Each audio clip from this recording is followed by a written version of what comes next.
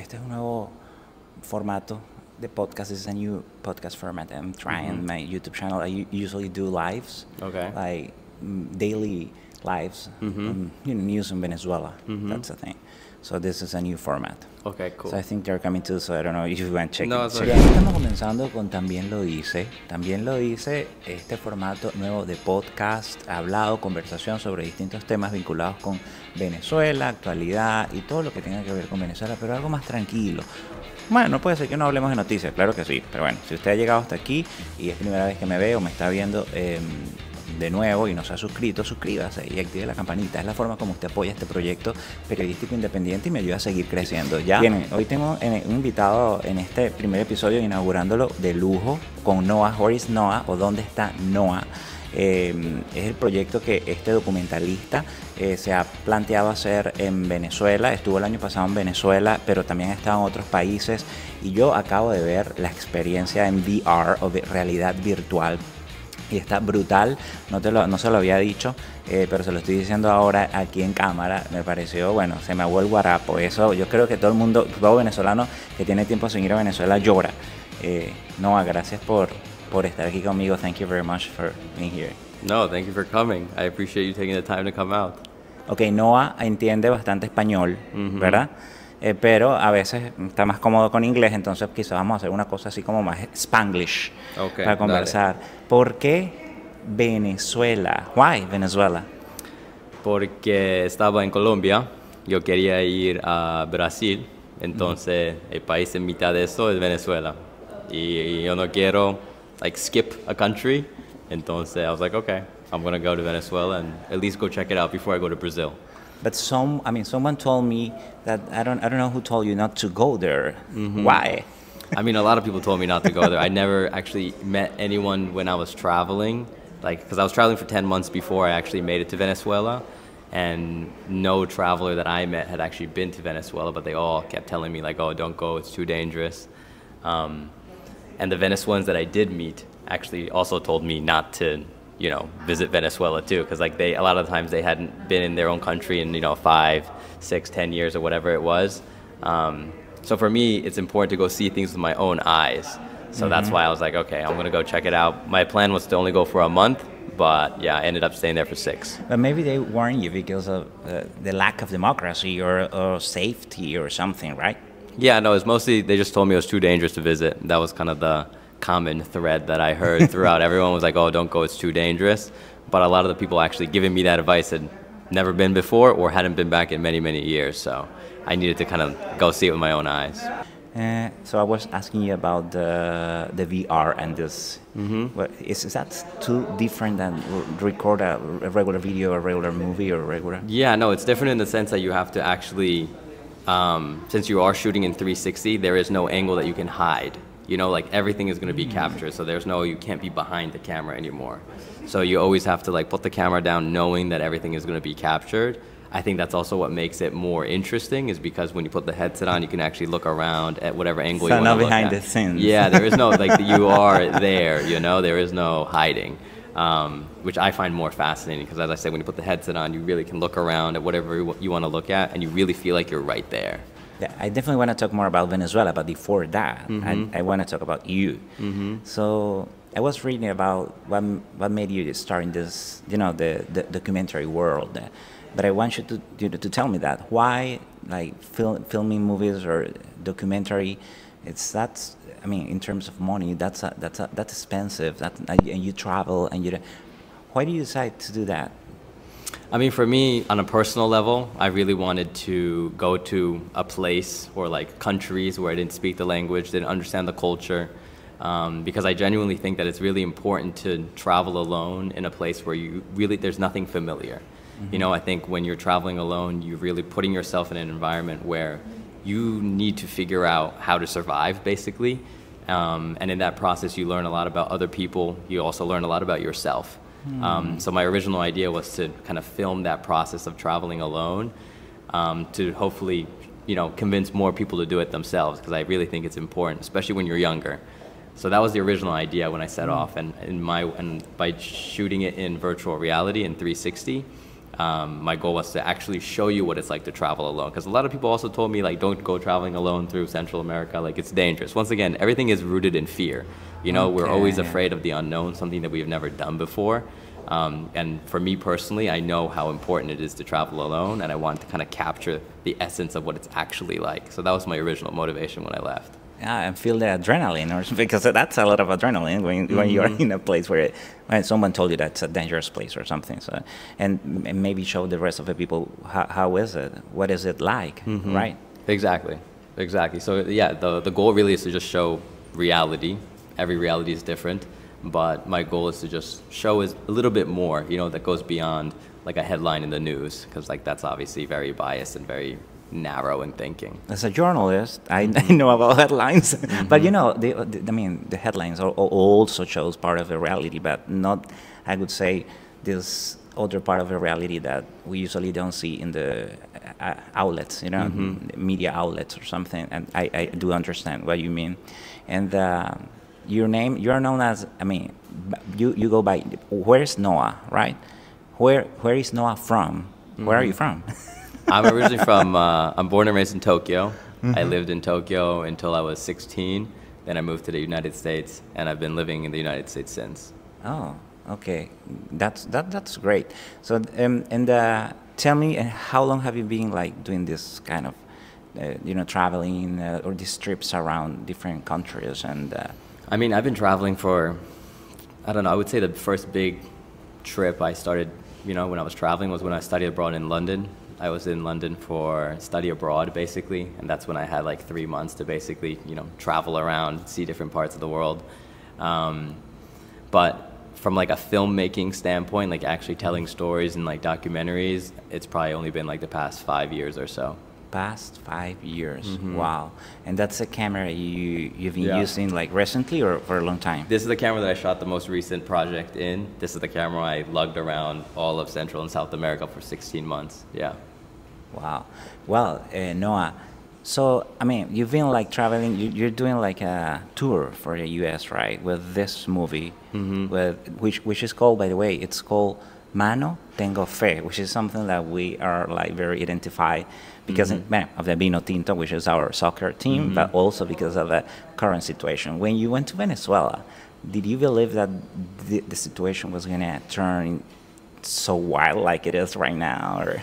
I mean, I've heard stories of what it was like in like 2017. Like I had a lot, obviously I met a lot of friends when I was there, and they told me, you know, stories that were just brutal stories. So it's not like it's like I'm surprised in that sense because I've been prepped by my friends. I mean, it's obviously very unfortunate, but it's not like I wouldn't say I'm surprised. It's just disappointing. But like, you know, that's not really my position to say anyway. Like I'm as like a foreign tourist, it's not like, you know, I should be commenting on how another country should live. But I definitely feel for my friends that are there right now. You know, like I hear on a day-to-day basis what they, you know, are going through and what they've been going through. And obviously that's a very different experience than when I was there, which wasn't that long ago. You know, I was there from the end of 2022 to 2023 for 6 months. 2023. So yeah, so it's not like it was that long ago, but obviously their reality right now, obviously in different parts, but is very different. So, are you still in touch with the people you met in Venezuela currently? Yeah, no, I talk to them like almost every day, different people every day. You know, really? Like all these photos in here are from my friends in Venezuela.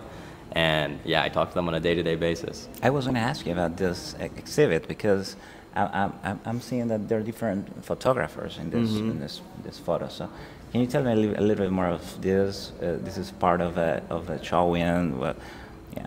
Yeah, basically these are all friends of mine that I actually became friends once I was in Venezuela.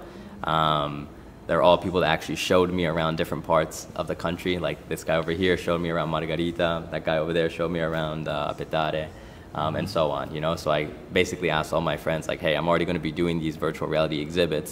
I would love to invite, you know, like kind of create a space where you get to show your own photos that, you know, represent the many faces of the country.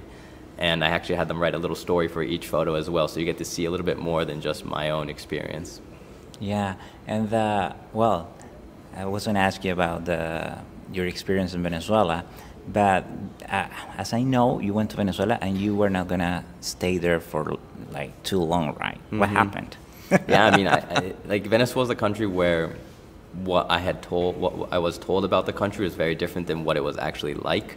So I kept wanting to kind of see more, learn more, and that naturally just kind of caused me to like, you know, keep canceling my ticket, extending it, and yeah, I ended up staying there for 6 months. Oh wow! So you were able to visit more places than planned.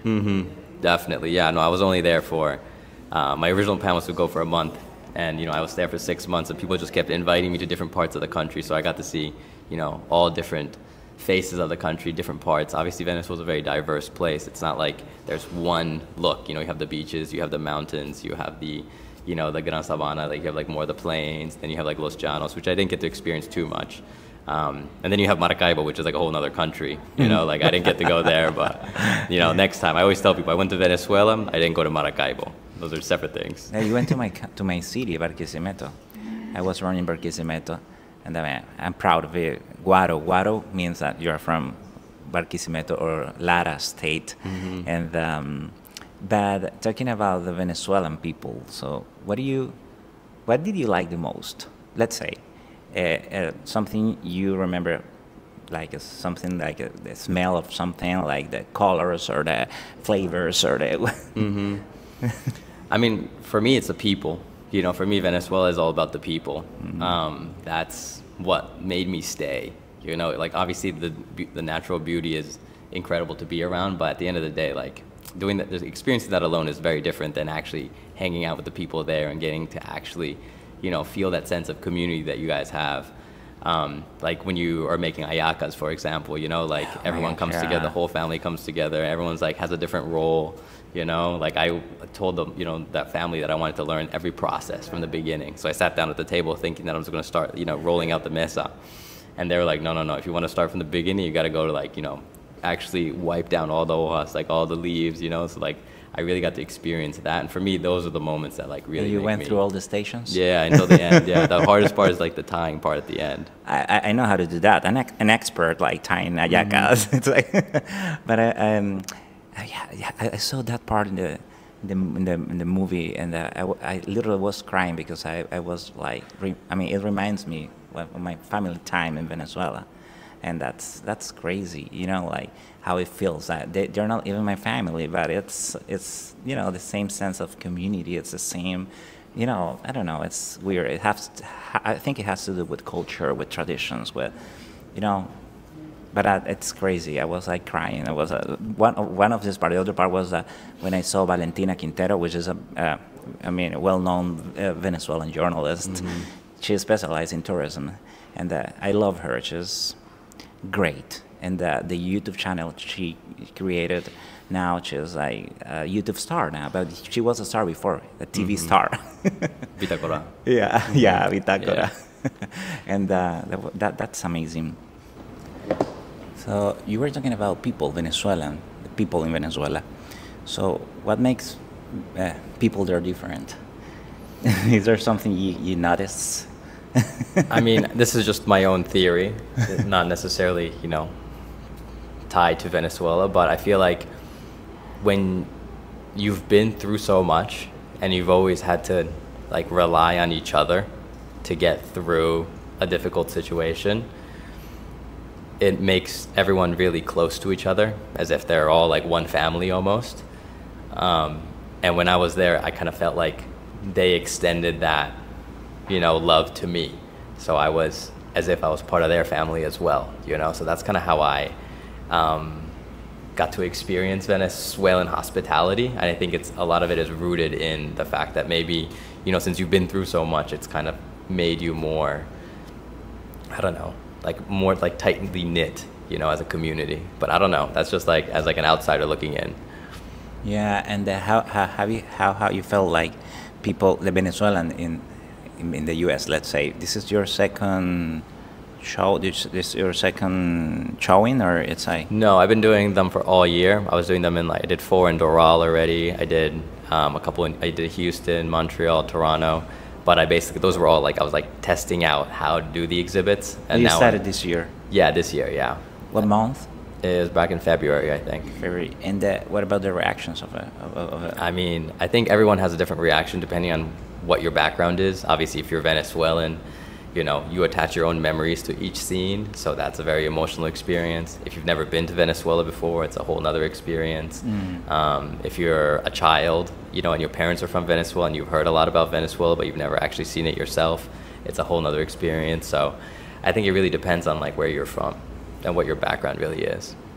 Yeah, so will you come back to Venezuela or not? Yeah, my ultimate goal is to actually first do the United States, you know, hosting these exhibits in the United States, then in Europe, Central and South America, and ultimately end it in Venezuela. I want to like invite all my friends that you see in the film so they can actually watch the film that they made possible, basically, you know, because without them, I wouldn't be able to film such an intricate and intimate experience over there.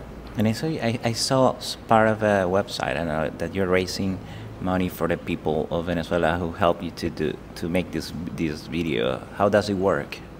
Yeah, I mean, that's basically something that I actually even haven't told my friends over there. Basically, the idea is, you know, at the end of the day, as I said, like, these are people that welcomed me into their home, like the taxi driver in Barquisimeto, you know, who basically just, like, had me at his house, like, he cooked me lunch and we hung out. And these are all people that have welcomed me and, like, gave me so much like attention, and not even just attention, but like actually just treated me like family, you know. And obviously none of this project would be possible without them. So my idea was to just, as I, you know, do these exhibits, take basically a portion of the tickets to, you know, go towards the people in the film, basically, to kind of, you know, pay back their kindness, basically. Any place that you definitely loved? Let's say, I know you said what you liked the most was people, but we have like great natural resources and beaches and, you know, mountains, like a lot of great places as well. So, and of course, la Gran Sabana, that's amazing. I haven't been there, never been there, by the way. when I come back to Venezuela, I hope I go there. I mean, let's see, not now, but when we have a democracy, maybe I can come back. Now they don't like me, not the people, but the regime. But the thing is that I wasn't asking about La Gran Sabana because I've seen other YouTubers like going to the La Gran Sabana and this, you know, and they say this is unique, this is a really different experience, and this is something different, this is amazing, this is something. So what do you think about it? It's like, I mean, Roraima is like it's an ancient place, you know. When you're at the top, it's a completely different landscape. There's the vegetation's different. It's like almost eerily quiet because there's so much fog. And when it does clear up, then you get to see how high you are and actually get to see the entire, you know, Gran Sabana like in front of you. Yeah, I think it's a very special experience. Very lucky to have been able to do that. I actually had to choose between Roraima and Canaima originally. And I decided I was like, okay, I'll leave Salto Angel to come back to. But I wanted to go check out Roraima just because I thought that would be like I don't know, it was in my mind the last adventure that I was going to go on.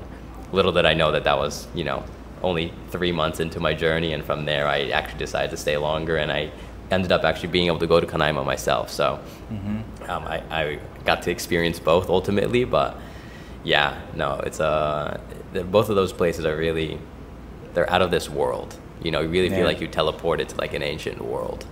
And that this was, I mean, I guess part of you were trying to do is like teleport people to, I mean, those places as well through VR, right?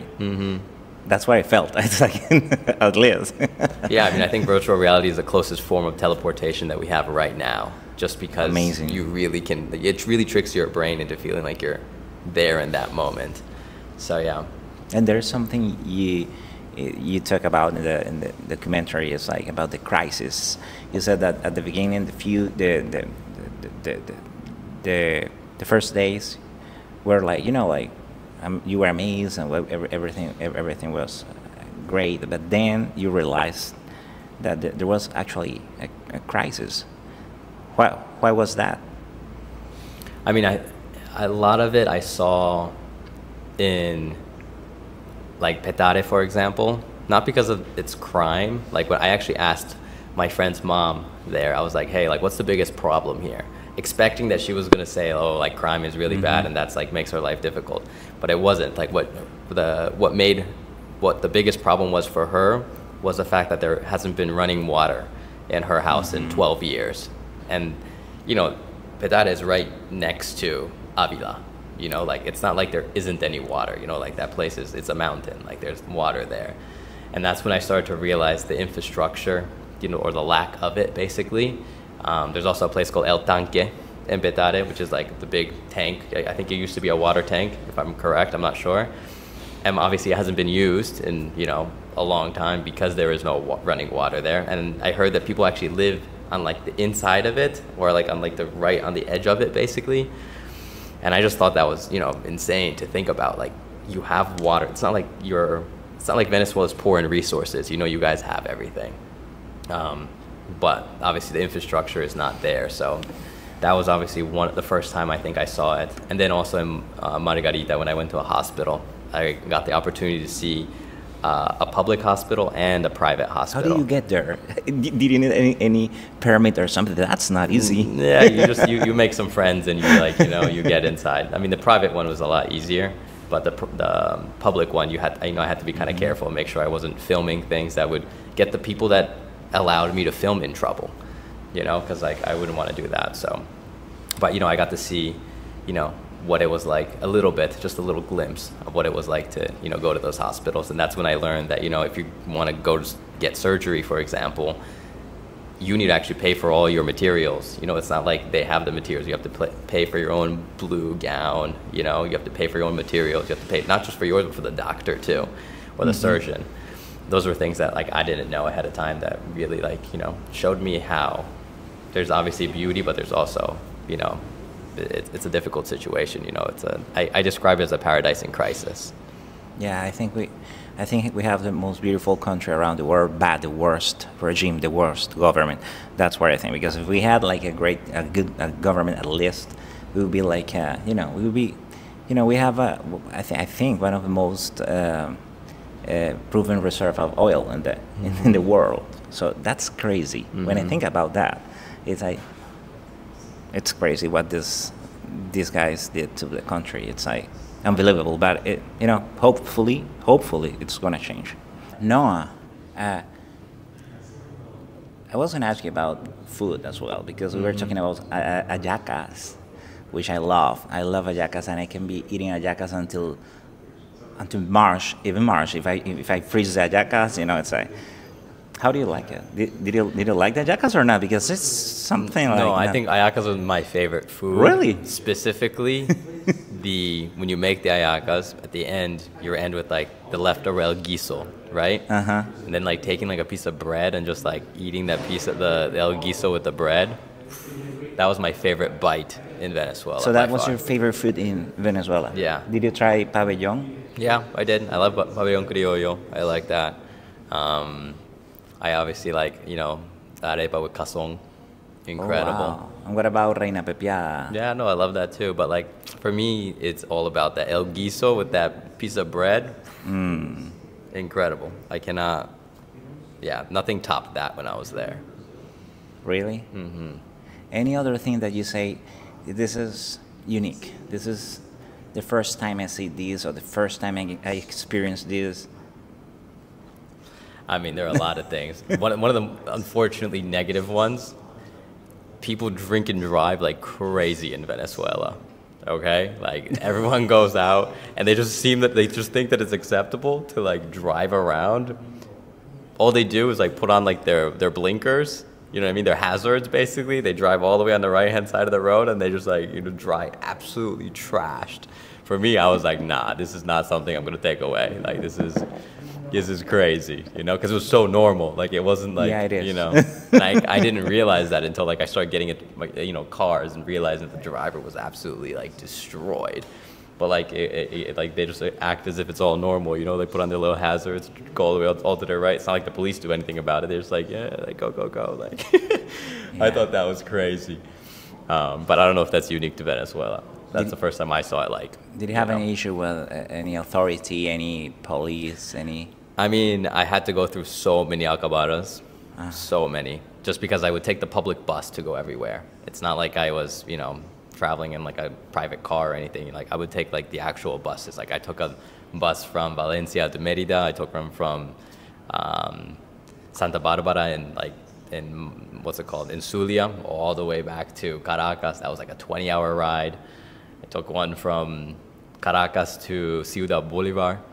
That was like 13, and obviously you go through so many alcabaras. So like they would always take me specifically off the bus because they would ask me for my cedula. Obviously I don't have one. I show them my Japanese passport. They're like, all right, let's take advantage of this guy. At least that would be like their motivation originally, They're like, let's ask him some questions. But I don't know. I figured it out pretty quickly. It's not like I never paid them, never had like an actual issue. I would always, or there were some issues, but like nothing that, They didn't ask you for money. No, everyone did, but I never paid them. Like I would just like be like, no, like I'm like, why, for what, like what, collaborate for what? No, yeah, corruption is very, so very I was like, common no, there. I'm not gonna do that. And I would just genuinely explain to them what I was doing, and like, because I really couldn't just be throwing money around, like I was backpacking. It's not like I had a lot of money. So I would explain to them, and that's how I learned my Spanish very quickly, was by going through these alcabaras and having to like explain to the police officer like why I'm in Venezuela, how I'm backpacking. People told me not to come. So you learn how to explain specific. Exactly, and not just thing. explain, but like also like humor is very important, because if you show that you're scared, people can pick up on it, that sense of like, oh, this guy's scared, we can take advantage of him. So I would always, make them laugh almost, like be very like casual about it, never show any fear. And after a while, I kind of got like almost started looking forward to them. Like I knew what the charades was going to be. I knew what type of questions they were going to ask me. I knew how to explain what I was doing, and I knew how they would get so confused. Just like be like, what is this guy doing here? Like it's so complicated to try to understand why a Japanese dude is traveling in Venezuela with this huge, like, you know what I mean? Like nothing made sense. So like they were just so entertained and confused that they would just be like, all right, just go. And I would always get through. And you had friends all over the country, or you had to, make new friends and contacts every time you were like... Yeah, no, I made friends in every country I went to, or every city I went to. Someone would tell me about like, oh, I have a friend over here, you should go visit that person. And then I would meet them. Or someone would message me on Instagram and be like, hey, like, you should come to my house for this. Like this one guy invited me to go to a baseball game in Valencia. Mm-hmm. That's how I went to my first El Clásico. And I can't believe you said you're Magallanero. Bro, oh, no. For life. No. For life. Soy Magallanero. I'm from Los Cardenales de Lara because I was running Barquisimeto. So you even Lara. have a baseball team over there. Lara State. Okay, never heard of it. That's Los Cardenales. Okay. So the Cardinals, I could say. That's the translation. They don't seem too relevant. Yeah, they are, but no, it's my first time hearing about them. But the second one, my second team is, of course, the Leones del Caracas. Yeah, see, this is why we can't be friends. Mm-hmm. I used to live in Caracas, so that's my second city because that's I was running Barquisimeto, but then I did my bachelor's degrees in Caracas, and I started working as a journalist in Caracas. So Caracas has a meaning for me. First time I went to the El Clásico was in Valencia, and that environment was so surreal. It's probably my favorite. Do you think that's different than a Major probably. League game here in the U.S. or something like that? Oh, it's completely different. It's not the same at all. Like the atmosphere in there, like the passion that people have, and like how brutal it also is. Like, I mean, the game that I went to, I think they went to like 10 or 11 innings. And every like 2 innings, like the entire, dugout would come out and just start fighting everybody, like everyone's just like throwing hands and everyone's just throwing their beers and throwing their bottles. I was like, this is insane. Like, this is the level of passion that they have for their team. And I was like, yeah, this is probably the most like hectic day that I was, in Venezuela was that day, my first El Clásico. Wow. Yeah. And that, what do you feel like people complain about? I mean, in addition to you talk about water and that kind of thing. Any other issues that you heard? I mean, there's so many. The salaries, the wages. Yeah, but like, I mean, yeah, obviously, you know, like the inflation was crazy. You know, like when What about the money? Did you use dollars, American dollars? Yeah, I had to use dollars. Like the first day I arrived, it was 8 bolivars was $1. And by the time I left 6 months later, it was 24, and that was considered stable. You know, that people just assume that, like, they told me that that's actually stable inflation, which I thought was, you know, wild. But I don't know. I think you kind of get used to that when you're there. Like, I always tried to, like, get rid of my bolivars first, you know, like, because I would pay in dollars. If they had change in dollars, they would give it to me. If they don't, they give it to me in bolivars. If they don't have change at all, they would just give you a little chupeta, you know what I mean? Like a little, like... Lollipop, yeah, chupeta. Yeah, Una like, chupeta. Yeah, just be like, yo, take 2. I'm like, man, I paid you $5 for a piece of gum and you're going to give me 3 lollipops in return? Like, what type of change is this, you know? But I got used to it after a while. I was like, oh, okay, fine. Like, I get it. You guys, there's no sencillo, there's no change. Yeah, and it was just really entertaining. entertaining. You learned a lot of words, sencillo. You know, that's something like it's not the same in other countries. I would say. No, I mean you have to. Like as I said, like you know, para sobrevivir. You know, you need to like you aprendí para sobrevivir. Like there's no way to survive in Acapara without Spanish. There's no way to survive in Cuyagua talking to the fishermen without understanding a little bit more of the slang. You know, because it's not like their Spanish is like very, I don't know. It's not formal. You know, it's very slang oriented. So, yeah, I mean, I had to pick it up, and that's kind of. I mean, a lot of times I didn't understand everything though. You went to Cuyagua? Yeah, I did go to Cuyagua. How do you like it? It was incredible. Cuyagua was one of those crazy places because of how I got there. Basically, like when I was in Colombia, I met this guy from Aragua who was living on the beach, teaching surf lessons, and he was one of the few people. Endri, he told me go to Venezuela. I told him I wanted to go to Venezuela, and he's like one of the few people that actually encouraged me to go. And he was like, if you go to Cuyagua, I have a friend named Chuchu. Like, go find Chuchu and he'll take care of you. I was like, okay. So I was in Valencia at the time. I took a bus from Valencia to Maracay, from Maracay to Ocumare, through like, you know, the Henry Petier, like that crazy road, you know, on that bus. Wow, that bus was nuts.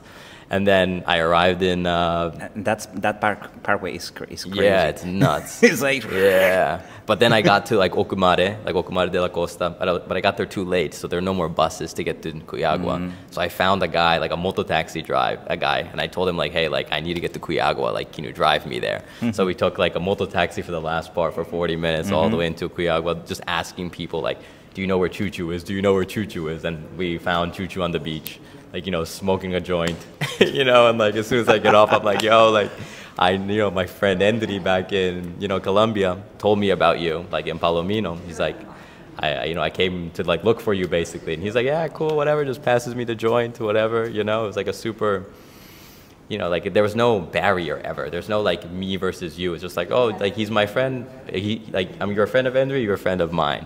And he was like, okay, but do you have like a place to stay? I'm like, no, like I didn't figure out anything for that. He's like, do you have like a tent? I'm like, no. He's like, okay, don't worry. Goes to the back, pulls out like a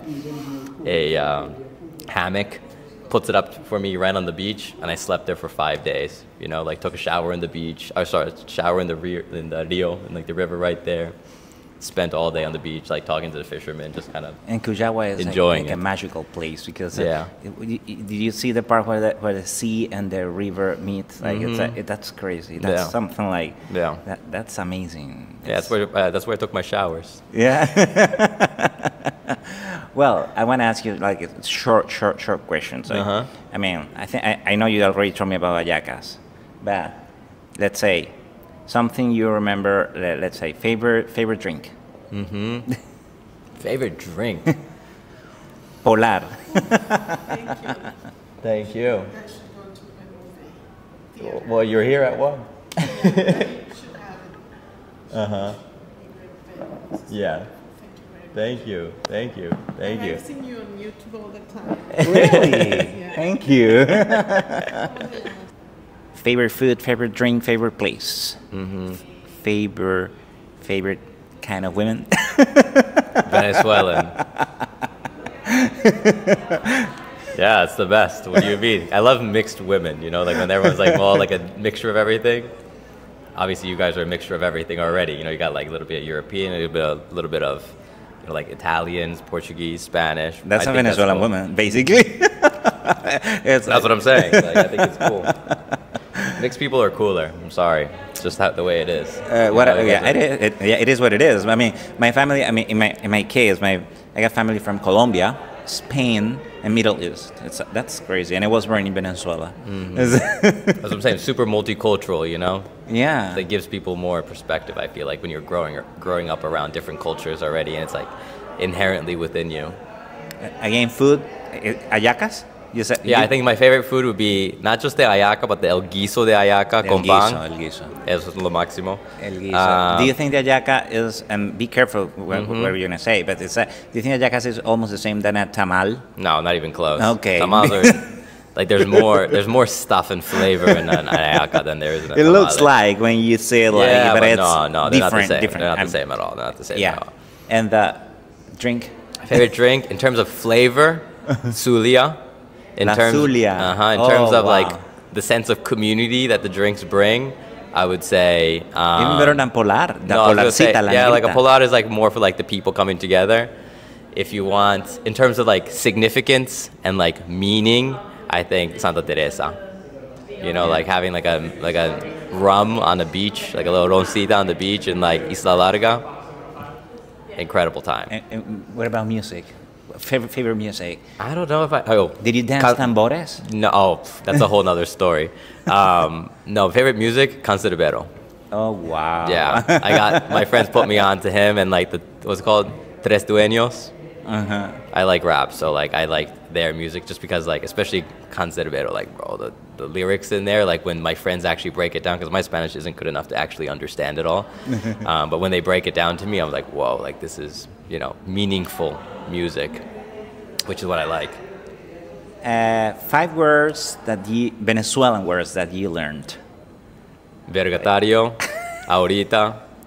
Ahorita is like not even a Spanish word or a Venezuelan word, but the way you guys use it, you abuse it. Okay, it's like everything is ahorita, ahoriticia. Like, bro, no. Ahoritica. You guys just abuse the word. In Sucre, I learned the word vergatario, which I liked. What else? I don't know. There's so many words. I mean, people, like, you know, as like an expression, people say like nawara. Nawara. That's from my state. That's from my city, from my state. That's pretty cool. Useful words. I don't know. What else? Let me think. Pana? Yeah, but that's like, you know, those are like normal words, you know. What about any insult? Any bad words? Insults? I mean, you can call someone a lacra. You know, like a malandro. Yeah, you know, I spent a lot of time in Petare and like all these like different parts of hood, so I learned a lot of like my Spanish. A lot of the Spanish I learned is from like the streets, you know, like my friends in Cuyagua, like, you know, my friend Mato over there has taught me a lot of just bad words. But yeah, no, I don't know.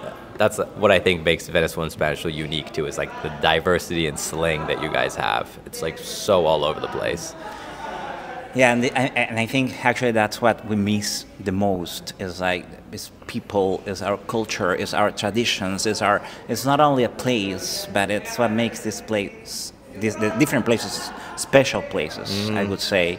And it's been 8 years for me without being in my country. And when I mean, you made me cry. That's not fair. But the thing is that I wasn't asking you that. You made this documentary to make Venezuelan cry? I mean, that wasn't the only goal here. You know, it's like my goal was to like kind of the idea of not letting what you hear become what you think. That's kind of the main message behind it. Like that's what I took away from the experience. You know, just because a lot of people told me not to visit Venezuela, and the Venezuela I saw was very different than a Venezuela that I heard about. So that was my intention of making it, kind of getting that message out, like what I learned.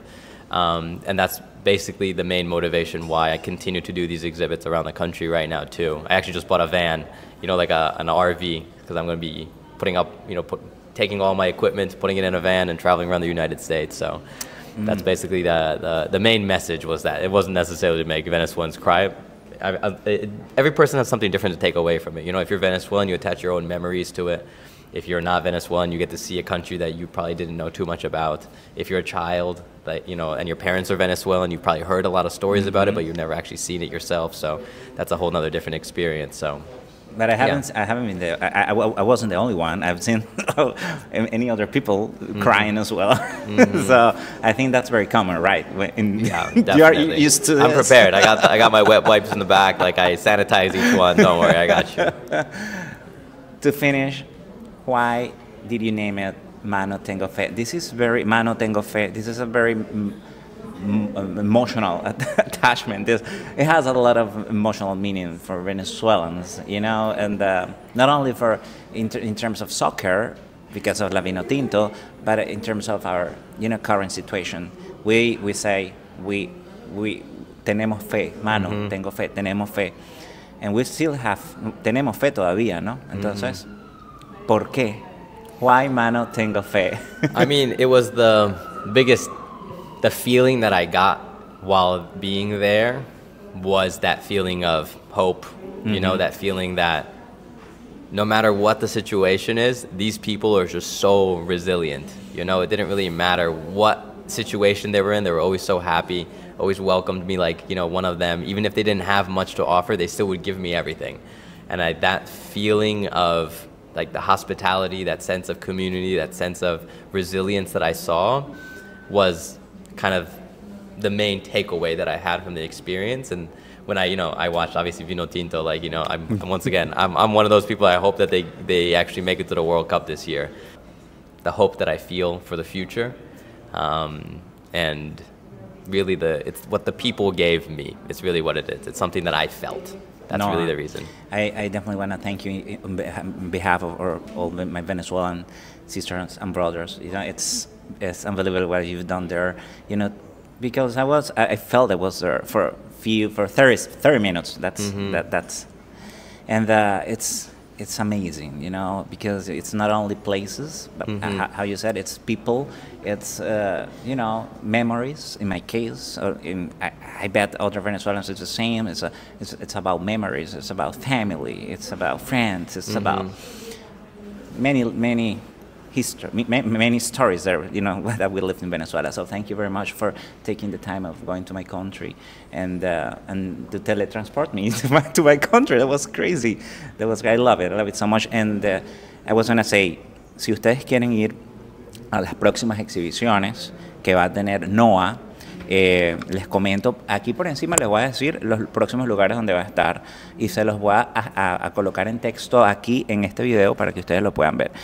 Ya estuvo en Nueva York, ahora hasta el día que se está grabando este podcast está en Washington, D.C., 23 y 25 de agosto Filadelfia, luego viene Boston, Chicago, Denver, Salt Lake City, Las Vegas, Los Ángeles, San Diego, Phoenix, Austin, Texas, Houston, Dallas, Nashville, Atlanta, Charlotte, Raleigh, Orlando, Tampa y Miami. Imagínate tú. Yeah, I'm driving all of this too in an RV. I just bought an RV, like a van. Are you driving? Yeah, I'm going to be driving from each city with all my stuff. Oh my gosh, but you love adventures. It's definitely, it's like... Yeah, it's going to be crazy. And like, I don't know, like a lot of these places, I don't even have a location yet set. I just like set the dates and I'm just going to figure it out. So if anyone has like, you know, a location that I can host the exhibit, let me know, because I'm going to use that. Si saben dónde se puede quedar, tiene una cama de más, un sofá cama, un cuarto de más para en estos lugares, bueno, Noah. So your social media is Where is Noah, right? Yeah, Where is Noah? Everywhere. Where is Noah? Noah is spelled N-O-A, and it's .eth. That's a whole other story, but we'll get into that another time. Y si quieren comprar tickets, vayan a tickets.whereisnoa.com. Yeah. Ese es el sitio. Gracias. Thank you. Gracias, Noah. I appreciate you guys having me. Bien, nosotros hasta aquí llegamos con este episodio de También Lo Dice. Quiero agradecerles por estar allí y por, compartir este contenido. Denle me gusta, comenten, compartan y vayan a este show, a esta película en realidad virtual, porque miren, no se van a arrepentir. Hay momentos en los que ustedes creen que están volando sobre Caracas, que ustedes creen que y esto es una cosa maravillosa que toca la fibra emotiva y toca esos recuerdos maravillosos. Es ese anhelo de esa Venezuela libre que sentimos todos en el corazón y que vamos a tener. Un abrazo grande, se les quiere.